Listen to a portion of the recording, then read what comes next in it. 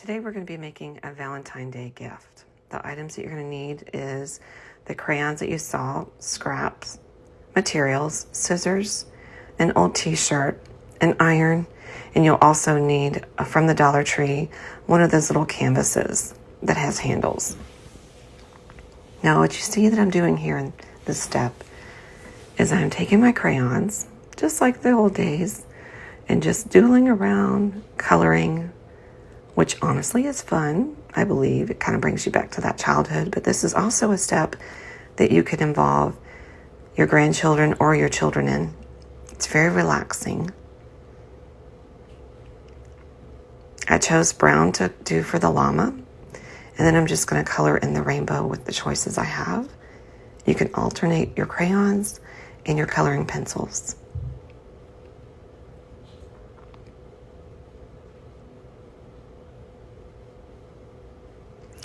The process of this, once it's completed, you'll love the outcome. It's just a very sweet and thoughtful way to let someone you know that you're thinking of them. Also a way to include the children in Valentine's Day as well.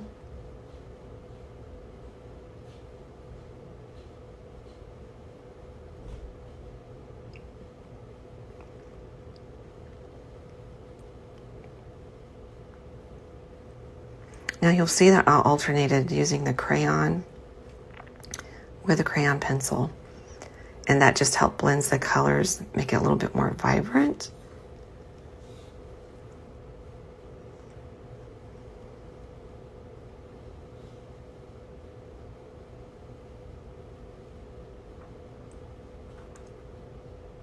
Now this is the process where you're going to have the iron set on cotton setting.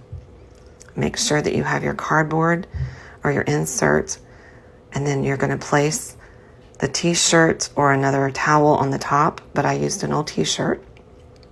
You're just going to place the iron first on the print, just so that you can set the crayon in, and then you can move back and forth afterwards. Then you'll see that I used the crayons, and I'm applying it for the second coat, just because I like the vibrance, and you can see the difference in colors of how more vibrant it makes it.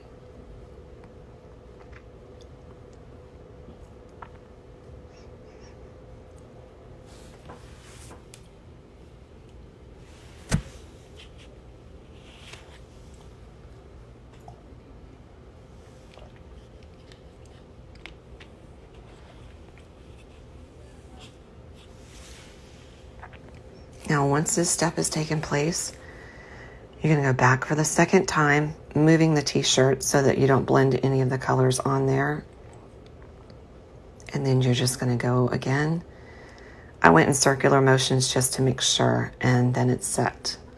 You'll approximately do that for 2 or 3 minutes on the ironing part of it, just so that the color will set and not bleed. Then you can take your polyfill. You can stuff it for the inside of the pillow. That's if you're wanting to make this into a door hanger, as I do. You can also use an old pillow if you have one of those around. But if you choose not to make it into a door hanger or a small pillow, then you can just leave this step out and use it as a cute, adorable little purse. And I'll show you how we're going to embellish that to make it happen. I placed on my finger protectors, and I am using my Gorilla Glue. And I'm just going to make sure to match up the top and the bottom as I'm moving across, so the edges will be flush and even. Then I will go in and just move the polyfill around to make sure it's evenly dispersed throughout the pillow. Then you see me grabbing the scrap materials that I always have on hand. I use it for all types of DIYs. But in this step, I am going to take one of the small pieces of the buffalo check, cut it into a small makeshift bow, twisted it a few times, glued it around the neck area, and then I took another piece of ribbon that I already had as a bow and layered it on top.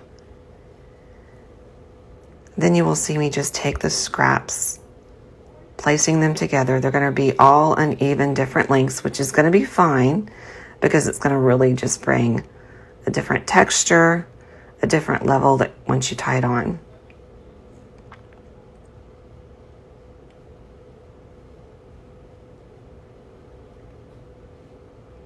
Then from here, I like to embellish it a little bit more. So I took some of this scrap ribbon that I had in place, and then I just cut, and we'll be layering it on the top of the hearts, putting little beads on the bow to dazzle it a little bit. And then I took a little googly eye, and I also placed over the eye itself just to give it a little bit more of a whimsical feel.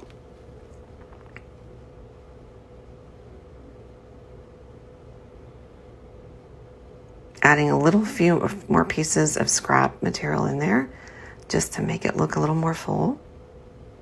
But that's just a desired taste. Do as you like.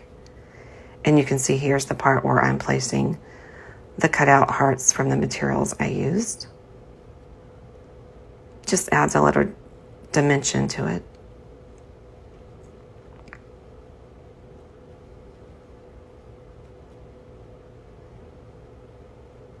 And I just alternated it. It's in buffalo check with black and white, red and white, and then a few pieces of lace that is on there.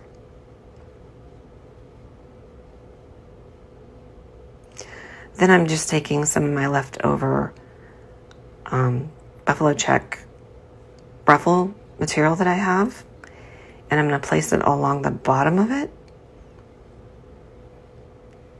just because I think it looks really adorable that way. And then I'm taking a black tag that you can pick up from the Dollar Tree using my chalk paint, which you can see here. This one looks like it's dried up a little bit, so I will have to get another one.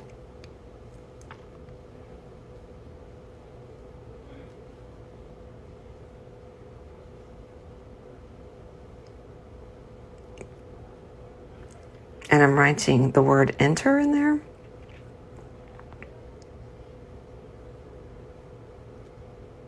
And I'm applying a second coat, as you can see, just to darken it. Now you can find these chalk paint pens. I've seen them at the Dollar Tree. I've also seen them at the Dollar General. So just in case, if you're wondering where you can get those, you can also get them at Walmart and, of course, any of your local craft stores. I flipped it over and I wrote the word do not enter on this side. So it says do not enter on one side and enter on the other, simply so that we can hang it on there as a door hanger, which I thought was just a really sweet gesture, especially if you have a teen in the house or a preteen.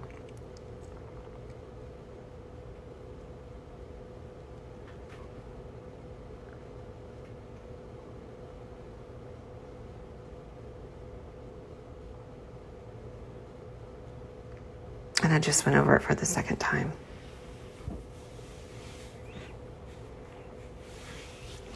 From this step, what you'll need to do is just cut the little knot off the top, reconnecting it by adding 2 more knots, and then that way you can just flip it to say enter or do not enter. I thought it turned out very whimsical and cute.